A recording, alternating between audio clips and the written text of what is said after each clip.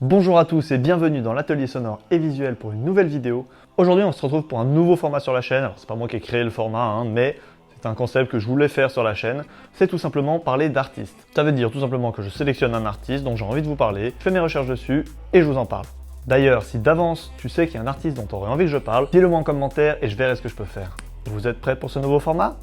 Allez, c'est parti!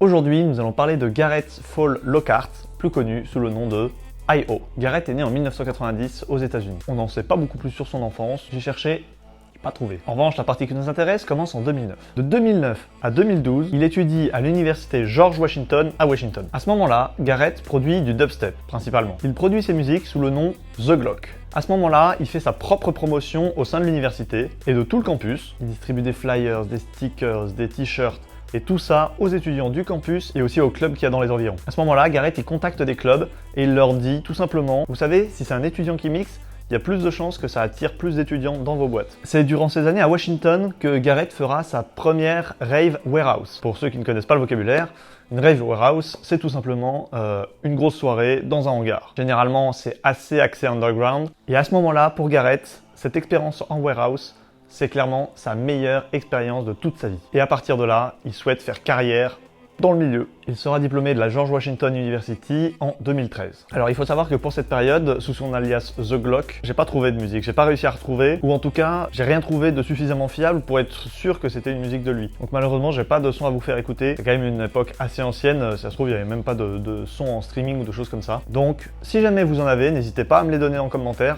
Après tout, je les épinglerai comme ça, si jamais il y a des curieux. À la sortie de l'université, il lance un nouveau projet. Qui dit nouveau projet, dit nouvel alias, et là, il choisit le nom d'artiste, Fox. Je sais pas si ça se prononce comme ça, je dirais que ça se prononce Fox. À ce moment-là, il va commencer à faire une série de remixes non officiels. Ces remixes seront intitulés les Fox Flip.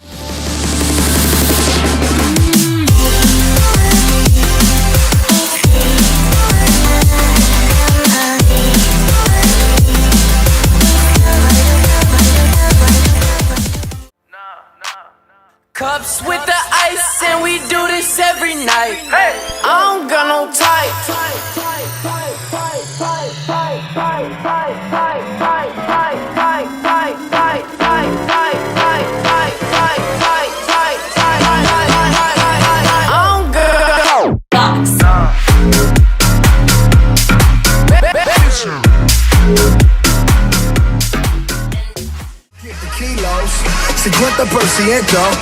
If you are not bilingual, get the fuck up out of town before we run your ass down. Underground, how I came out. When you niggas try to stop me, let it rain out, let it rain, let it rain out. Get the fuck up out of town before we run your ass down.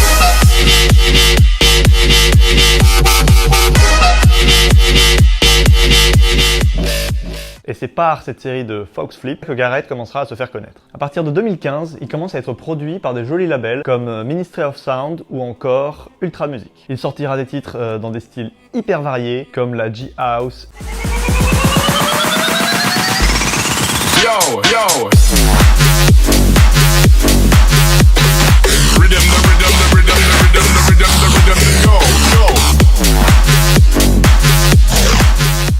Electro House.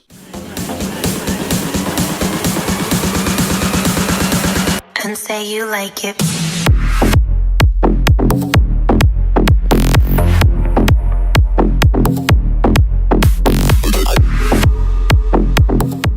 Ou encore Drum and Bass.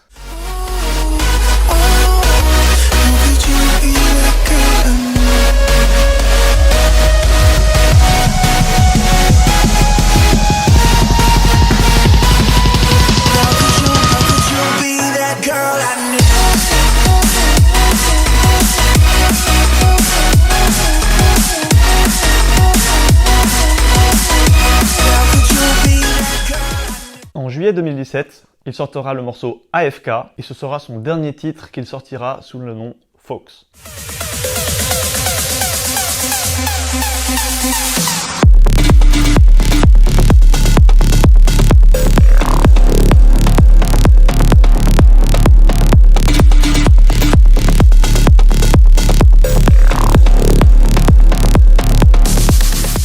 À ce moment-là, si on écoute bien le son, on se rend compte que déjà, il y a une sonorité qui a évolué, on commence à voir une nouvelle identité musicale. Nous sommes donc en fin d'année 2017 et Gareth décide de lancer un nouveau projet intitulé I.O. Il sortira son premier morceau en compagnie du producteur australien Tommy Trash. Ce morceau s'appelle Oxygen.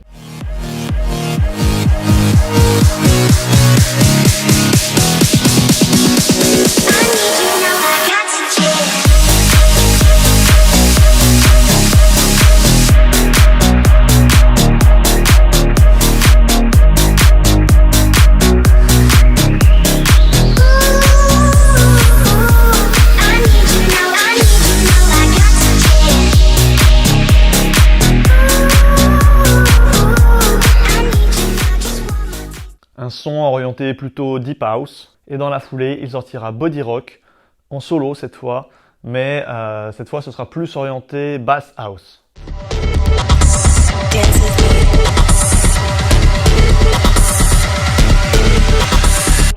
I wanna rock your body.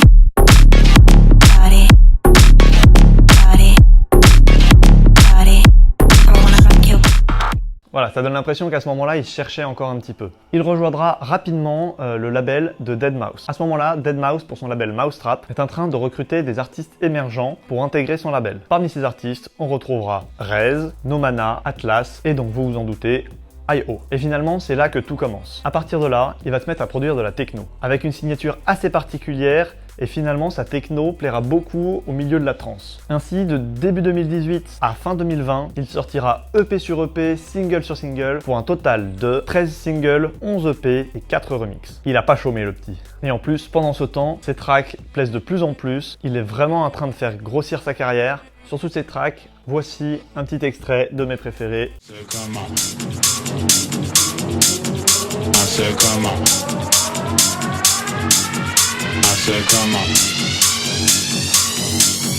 I said, come on.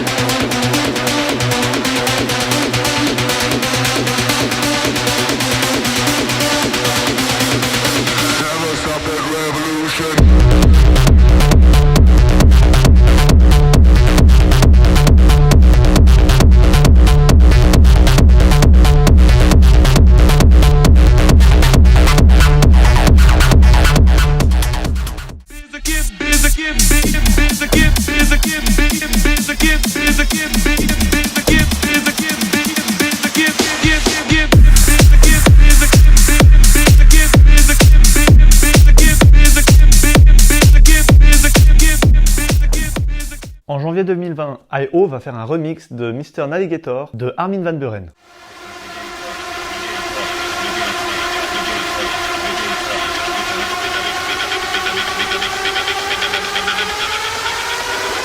Welcome back, Mr. Navigator.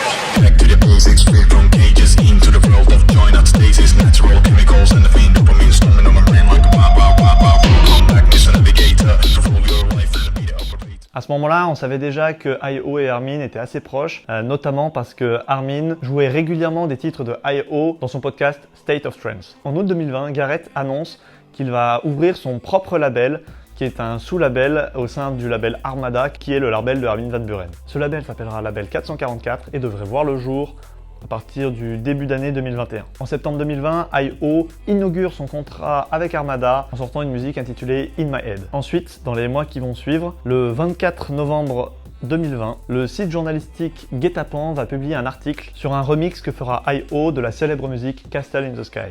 Et c'est là que les choses ne deviennent plus drôles du tout. Le 23 novembre 2020, Gareth Fall Lockhart, plus connu sous le nom de I.O, est décédé. À ce moment-là, c'est un gros choc pour la scène électronique et plus particulièrement pour la scène électronique américaine. À ce moment-là, il y a pas mal de rumeurs comme quoi Gareth se serait suicidé. En effet, dans les dernières semaines, sur ses réseaux sociaux, Gareth avait plusieurs fois publié des posts assez troublant, notamment il se remettait un petit peu en question, il se posait des questions sur le sens de la vie, ce genre de choses. Il était pas mal anxieux ces derniers temps, donc à ce moment-là, il y a une grosse rumeur comme quoi Gareth se serait suicidé. C'est vraiment toute la scène électronique qui est assez endeuillée, parce que Gareth, il avait 30 ans, il était vraiment aux portes du succès et il commençait à avoir une carrière hyper intéressante pour lui. Il n'arrêtait pas d'avoir des nouveaux projets, il n'arrêtait pas de sortir des nouvelles musiques, il était en train de créer son label. À ce moment-là, et notamment du côté des artistes US, il y aura une pluie de messages lui rendant hommage sur les réseaux sociaux. Rez lui rendra hommage en remixant un de ses titres qu'elle avait beaucoup aimé, le monstrueux Violence de I.O et Grime.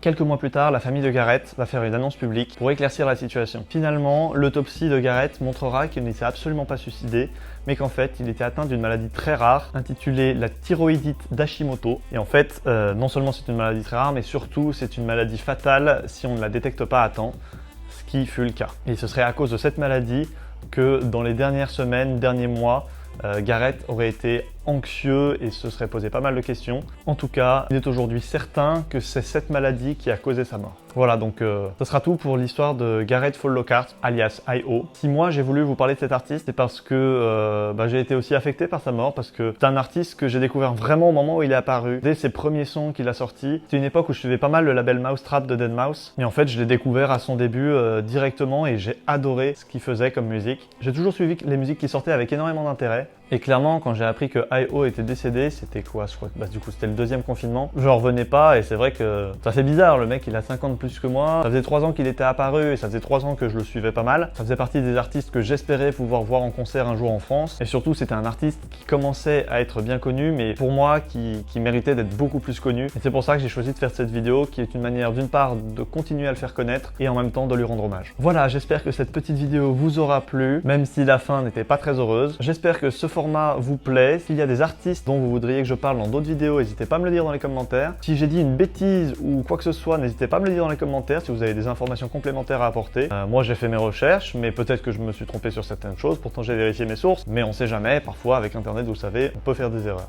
C'était Napo pour l'atelier sonore et visuel, et c'est une fin de tournage.